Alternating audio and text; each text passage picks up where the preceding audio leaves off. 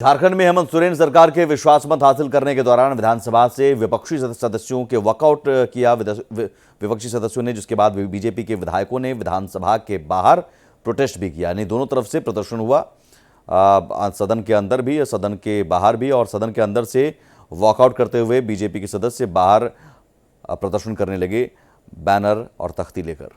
और सीधे रुख करेंगे रांची का। मधुकर आनंद हमारे साथ जुड़े हुए हैं। मधुकर, इसमें कोई दिक्कत नहीं थी कि विधानसभा में विश्वास मत हासिल नहीं करेंगे, लेकिन सवाल है कि अब से कुछ दिन बाद, कुछ महीनों बाद ही चुनाव होने हैं।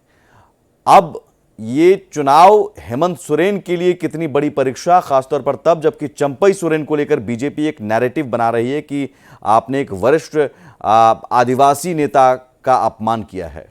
जी बिल्कुल सुमित, देखिए यही कारण था। आप देखिए मंत्रिमंडल का जो विस्तार हुआ है उसमें चंपई सोरेन को भी कैबिनेट में शामिल किया गया है।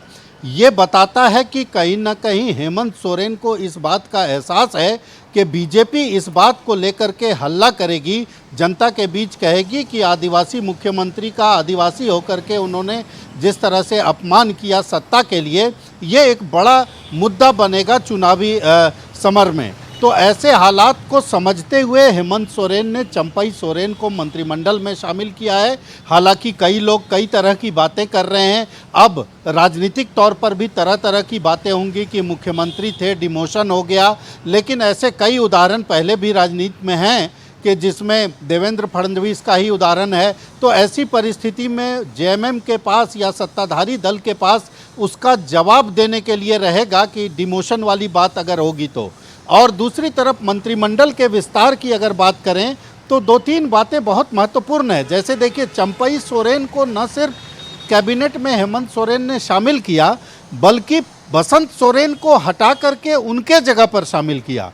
तो हेमंत सोरेन ये मैसेज दे देना चाहते हैं कि गुरुजी के बेटे को हटा करके और उस जगह पर चंपई सोरेन को रखा गया, जैसे कि पहले गुरुजी के बेटे के जगह पर उनको मुख्यमंत्री बनाया गया था। मतलब साफ है कि उनका सम्मान न कम हुआ है न कम हुआ था। तो बीजेपी की ये राजनीति जो है वो कहीं ना कहीं तो परेशानी में पड़ेगी। इस राजनीति की धार को हेमंत सोरेन ने काट दिया है। दूसरी तरफ अगर मंत्रिमंडल विस्तार की बात करें, परिवार को लेकर भी क्या मैसेज है? बसंत सोरेन को अगर बाहर का रास्ता दिखाया गया है तो बिल्कुल देखिए, परिवार वाला मैसेज भी एक तरह से हेमंत सोरेन ने उसका काट निकाल लिया, क्योंकि हेमंत सोरेन भी मंत्री रहते, मुख्यमंत्री होते हुए बसंत सोरेन मंत्री रहते। तो ऐसी परिस्थिति में मतलब दोनों बेटा जो है वो सरकार में शामिल। ठीक है मधुकर, यही रुकना होगा आपको। बहुत शुक्रिया फिलहाल तमाम जानकारी के लिए।